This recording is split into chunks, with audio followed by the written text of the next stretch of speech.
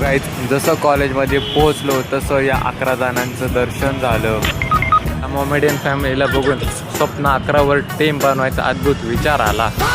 या स्पेलिंगमध्ये पॉली एलच्या जागी जर आर असतं तर झालं असतं फोरी टेक्निक, म्हणजे पोरी पाठवायची निंजा टेक्निक.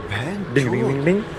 सो गाईज लेक्चरमध्ये भरमसाठ ज्ञान घेऊन आत्ता आम्ही चाललोय जेवण करायला. सो आज मी घेतले आलू पराठा, विनीतने घेतले बिर्याणी, गणेशने बी बिर्याणी, बालाजी बी बिर्याणी. अनुसे वेगळाच चालतो हमेशा. सो गाईज आता आम्ही घेतोय सफरचंदाचा ज्यूस.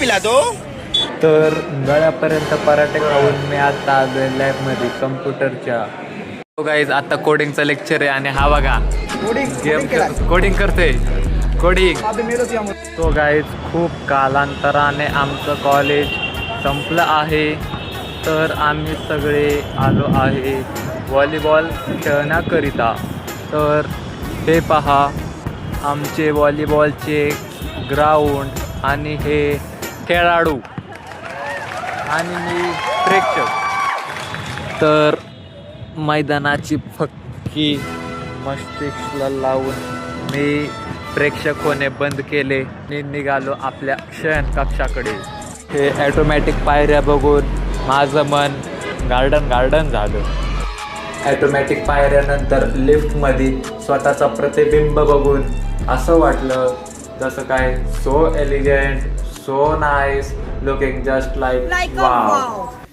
सो मेट्रो स्टेशनवर मी आणि माझा जोडीदार वाट पाहत होतो 24 चाकी मेट्रोची. मेट्रो स्टेशनवर एक अदृश्य बाई सतत मला म्हणत होती, कृपया ध्यान दे, पीली लाईन के पलीकड खडे रहिये. मी तिचं ऐकलं आणि इकडं बसून घेतलं. तर माझ्या वाहनाचे आगमन झाले आहे. एस्कलेटरवर चढून मला अत्याधिक मोह झाला, म्हणून मला देव म्हणला, भाड्या हीच तुझी लायकी, जात चलत पायऱ्यांवरून. इथं मी वाचलं निकास, जे पाहून मला आठवले माझ्या मित्राचे पप्पा विकास. घरी जात असताना मला दिसलं पाकिस्तानचा झेंडा. मी पोचलोय माझ्या माइलस्टोनला, म्हणजे माझे शयनकक्ष. आता चाललोय भोजन करायला खानावळीत. सो गाईज मेसवर अंडा बुर्जीचं सेवन करून मी आता चाललोय माझ्या खोलीवर. Thanks for watching till then bye.